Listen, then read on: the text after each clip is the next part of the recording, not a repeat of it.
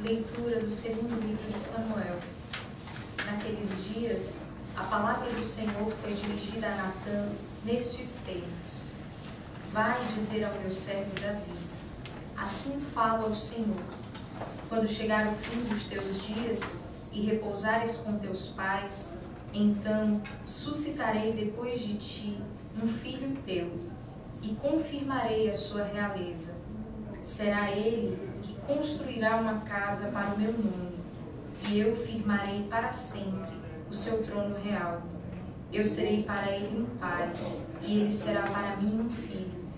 Tua casa e teu reino serão estáveis para sempre diante de mim, e o teu trono será firme para sempre. Palavra do Senhor. Graças a Deus. Salmo responsorial. Eis que a sua descendência durará eternamente. Eis que a sua descendência durará eternamente.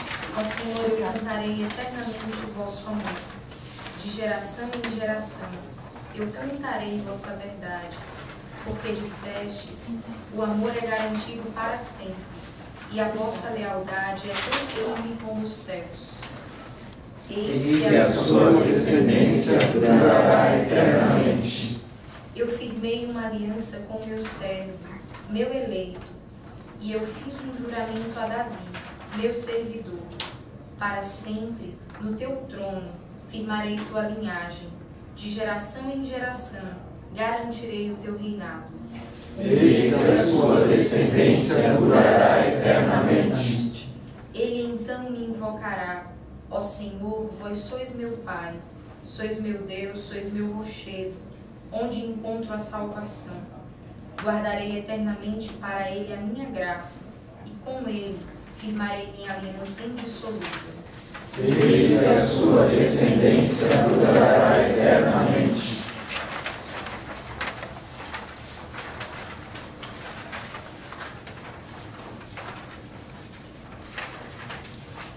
Leitura da carta de São Paulo aos Romanos.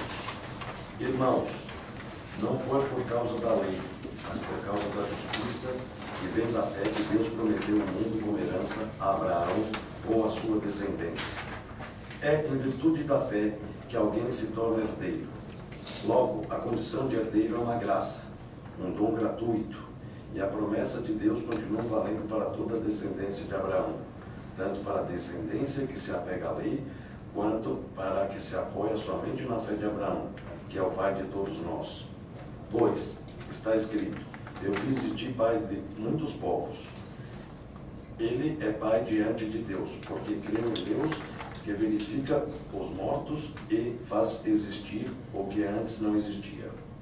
Contra toda a humana esperança, ele firmou-se na esperança e na fé. Assim tornou-se pai de muitos povos, conforme lhe fora dito: assim será a tua prosperidade. Esta sua atitude de fé lhe foi acreditada como justiça. Palavra do Senhor. Graças a Deus. Aclamação ao Evangelho. Louvor e glória a ti, Senhor, Cristo, palavra de Deus. Louvor e glória a ti, Senhor, Cristo, palavra de Deus. Felizes os que habitam vossa casa, para sempre eles hão de vos louvar. Louvor e glória a ti, Senhor, Cristo, palavra de Deus. O Senhor esteja convosco. Ele está no meio de nós. Proclamação do Evangelho de nosso Senhor Jesus Cristo, segundo São Mateus. Glória a vós, Senhor. Jacó gerou José, o esposo de Maria, da qual nasceu Jesus, que é chamado Cristo. A origem de Jesus Cristo foi assim. Maria, sua mãe, estava prometida em casamento a José, e antes de viverem juntos, ela ficou grávida pela ação do Espírito Santo. José, seu marido, era justo e, não querendo denunciá-la, avisou de o abandonar em segredo. E quando José pensava nisso, eis que o anjo do Senhor apareceu-lhe em sonho. Ele disse: José, filho de Davi, não tenhas medo de receber Maria como tua esposa, porque ela concebeu pela ação do Espírito Santo. Ela dará à luz um filho, e tu lhe darás o nome de Jesus, pois ele vai salvar o seu povo de seus pecados. Quando acordou, José fez conforme o anjo do Senhor havia mandado. Palavra da salvação. Glória a vós, Senhor. Louvado seja o nosso Senhor Jesus Cristo. Para sempre seja louvado. A história de José é uma história que nos mostra que Deus tem os seus caminhos para realmente realizar a salvação da maneira dele. Qualquer um de nós, talvez, se estivesse no lugar de Deus, esperaria Maria casar com José. Afinal de contas, ela grávida antes do matrimônio, poderia gerar o quê? A morte para ela. Mas Deus, Ele não confia tanto nesses categóricos humanos. Ele tem um jeito dele de fazer as coisas. E muito por São José mesmo, ele faz de uma forma totalmente nova todas as coisas, para fazer São José entender que as coisas não são segundo meros parâmetros humanos. É isso que São Paulo está falando na segunda leitura, quando ele diz que a salvação não vem pela lei, não vem pela esperança humana, vem pela graça, vem pelo modo de Deus fazer as coisas. Que não é um modo que simplesmente constrange o jeito humano de fazer, não. Aprimora e dá uma nova dimensão muito melhor.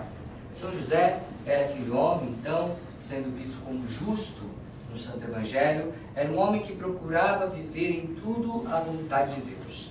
Só que São José é chamado, na sua história de anúncio do Evangelho, a ser chamado também a crescer, entender que Deus tem as suas maneiras de fazer as coisas.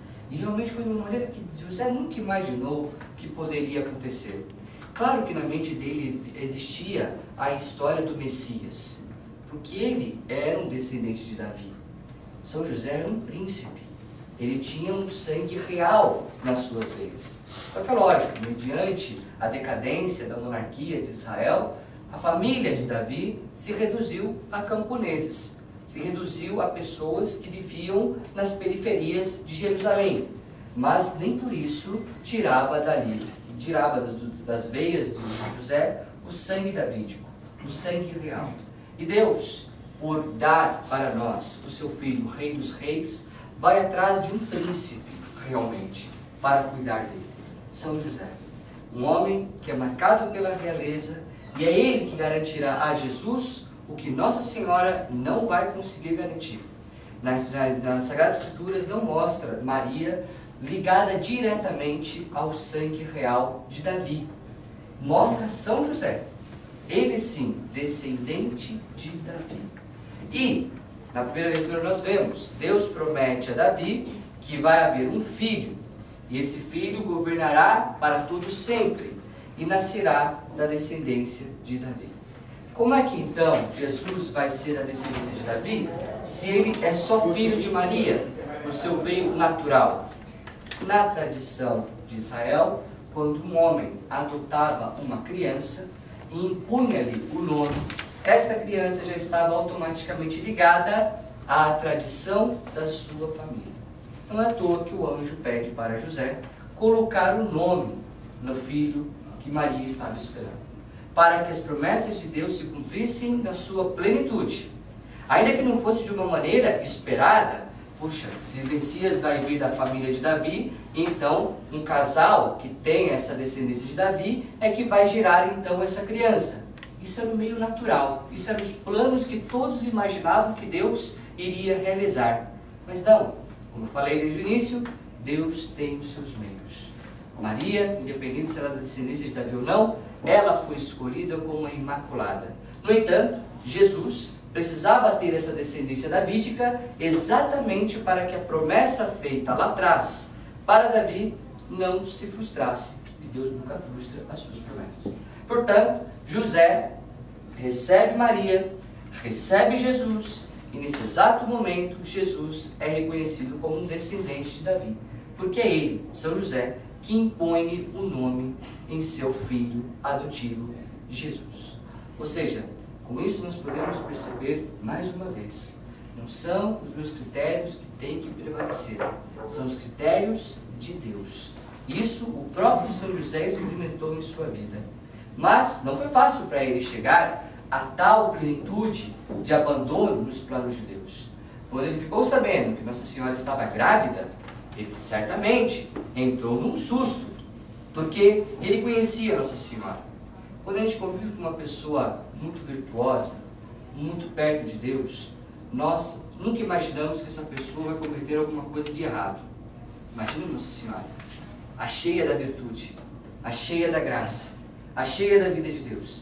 São José sabia que Nossa Senhora jamais iria adulterá-lo. No entanto, ela está grávida e o filho não é dele. São José está tentando entender o que é que está acontecendo. E por ele não ter uma resposta efetiva, ele prefere então simplesmente fugir da situação, sem ao mesmo tempo difamar Nossa Senhora. Só que São José está nos planos de Deus mesmo, a ponto do próprio Deus ir atrás de São José. Mas quando? Quando é que São José ouve Deus falar com ele? Quando a razão se cala. Quando a razão de José para de querer entender só pelas suas próprias forças, só pelos seus próprios critérios, o que é que está acontecendo. É isso que São José tem a nos ensinar no dia de hoje. Paremos de refletir somente com os nossos critérios, os problemas que às vezes surgem para nós sem muitas vezes nós esperarmos. Paremos de ficar se esforçando demasiadamente em nós mesmos, conosco mesmos, porque isso só vai gerar mais angústia, só vai gerar mais dor, só vai gerar mais inquietude. O que é que nós temos que fazer por um problema que não estávamos esperando surgir à nossa porta? Falar com Deus. E falar com Deus, em primeiro lugar, é silenciar. São José, quando silencia totalmente a sua vida, a partir da sua consciência, Deus fala com ele. Deus nunca nos abandona quando de fato queremos ouvi-lo. E para isso é necessário calarmos. E para isso é necessário nos aquietar. Porque assim Deus mostrará que aquele problema, que parece ser um problema, pode ser, na verdade, um princípio de uma grande solução. Depois do diálogo que São José teve com Deus, aquilo que para ele era um problema, Maria grávida, se tornou uma solução. Porque não era qualquer mulher e não era qualquer filho. Era a mãe de Deus e o próprio Deus. Quando olhamos os nossos problemas, então, sob o escopo da palavra de Deus, nós vamos perceber que eles têm muito a nos ensinar. E que podem ser para nós, na verdade, sinais de salvação, em vez de ser sinais de perdição. E é por isso que Deus permite que algumas coisas aconteçam conosco. Coisas que nos surpreendem, coisas que no primeiro momento nos assustam, mas que, se colocarmos à luz de Deus estas realidades, nós vamos perceber o quanto essas realidades podem nos ensinar. E com isso, podem nos salvar. Portanto, que São José nessa Eucaristia nos mantenha firmes nessa certeza. Senhor, não os meus critérios, não a minha maneira de pensar as coisas. É muito pequeno. O homem é muito pequeno perto da infinita sabedoria de Deus. Que nós aprendamos com São José, de fato, a nos abrir para o novo que Deus tem a nos apresentar. Ainda que esse novo, no primeiro momento, pareça ser assustador. Ainda que esse novo, no primeiro momento, venha tirar-nos da nossa zona de conforto. A vida de José nunca mais foi a mesma, depois de Maria e Jesus terem entrado em sua vida. E não é que as coisas ficaram mais fáceis, não. Ele teve que fugir de um rei que queria matar sua família, mas eles estavam parados por Deus. Por um Deus que estava muito mais próximo da vida dele do que ele poderia um dia sequer imaginar que isso pudesse acontecer. Esse Deus era em forma de um menino, no qual ele poderia abraçar, no qual ele poderia beijar. São José nos dá a prova viva de que quando ouvirmos a voz de Deus, ainda que essa voz seja desafiadora para nós, Deus está nos cercando. Deus está nos envolvendo com a sua presença. Deus está nos abraçando, tal qual o menino Deus abraçava São José, frente aos perigos, frente aos desafios, frente às coisas todas que se levantaram, até para tentar destruir aquela Sagrada Família. Mas quem foi que venceu mesmo? Herodes ou a Sagrada Família? O Herodes, com todo o poder militar que tinha, perdeu. Por quê? Porque quando escutamos a voz de Deus, ainda que desafiadora, ainda que realmente aquela que nos faça sair do nosso comodismo, nós já estamos vencendo.